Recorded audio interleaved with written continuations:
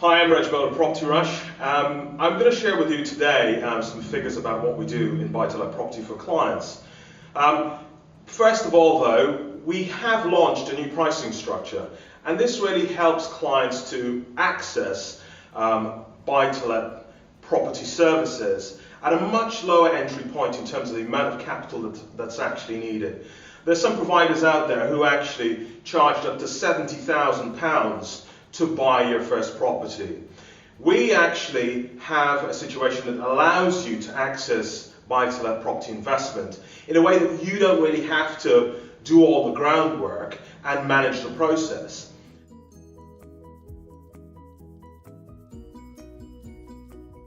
The amount that you will actually need, including our starting fee, is £35,000.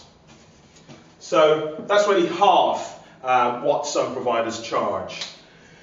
What that made up of is two amounts. First of all, a £5,000 fee that we charge to start the process off, and a £30,000 working capital fund.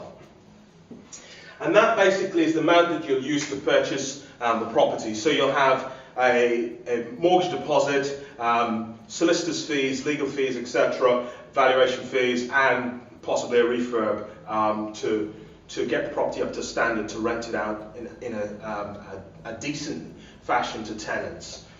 Now, what we also have to maintain our services over a period of time to enable you to build on your portfolio up to 5 properties within a 7 to 5 year period, a more realistic time period, is a £200 a month retainer. Now that's only payable for 5 years, even though the process might take slightly longer.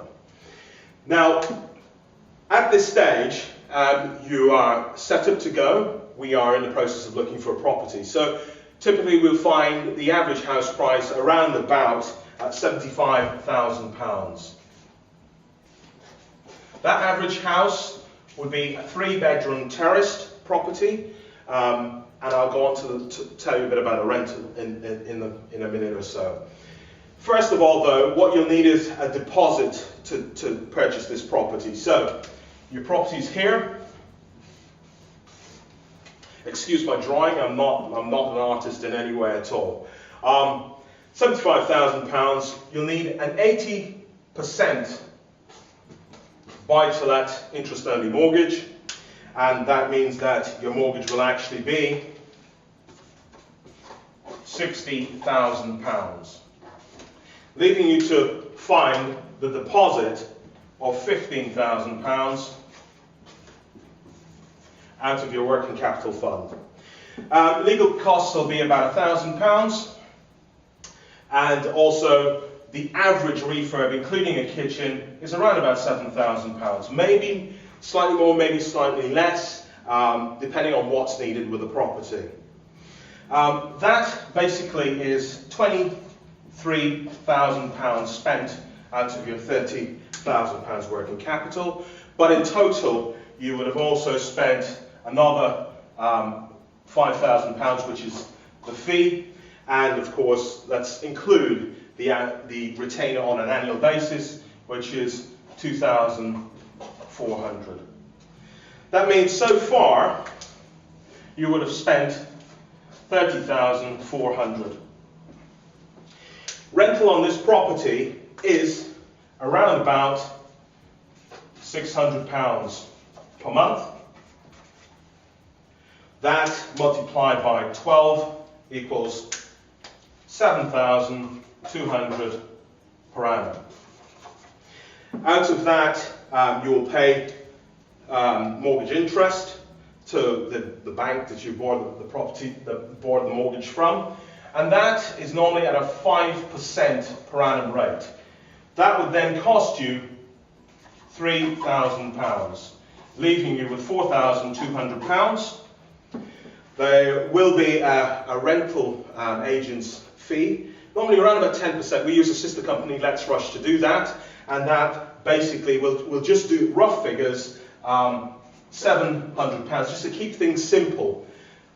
take away, which basically leaves you with a rental income of £3,500 per annum.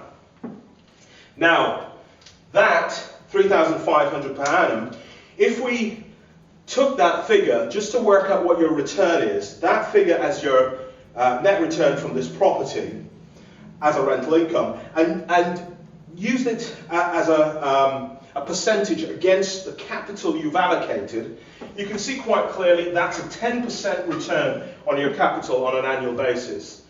However, if we utilize, and we say that actually the capital you've actually used is 30,400, not the entire amount, you've still got a contingency there.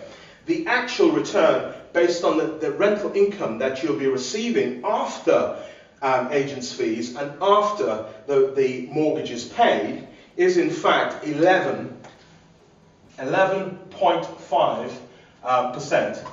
Can you see that? Okay, so effectively what you've got is you paid your fees, you bought your first property, and basically the figures are laid out there, and you have spent 30,400 on average. Rental income, 3,500 after your expenses, 10% per annum against capital allocated, or as I've said, 11.5% if we're basing it on the capital you've actually spent. And that really is a great return. Where are you going to get 11.5%? Maybe the stock market, certainly not sitting in your bank account. You'll be lucky if you get 3% on an annual basis. So that's really the power of buy-to-let property and how it provides a really good return. But it also provides something that's much needed in the UK, and that's decent housing for people who can't afford to buy their own properties and who in fact maybe they don't want to buy their own properties. So there you have it. That's what we do in the first stages of purchasing the first property. I'm going to move on to the next stage in terms of how we get the money out of your first property and move that into the second property. So we're actually utilizing the first property you buy to fund the second property and move your buy-to-let portfolio on in a fashion that means that you're not spending any more money on top of this. It's the same money you're utilizing over and over again. So if you're going to leave us at this stage and come back to the other video at a later stage, thank you very much for watching. I'm Reg Miller of Propertyrush. Take care until the next time. Bye-bye.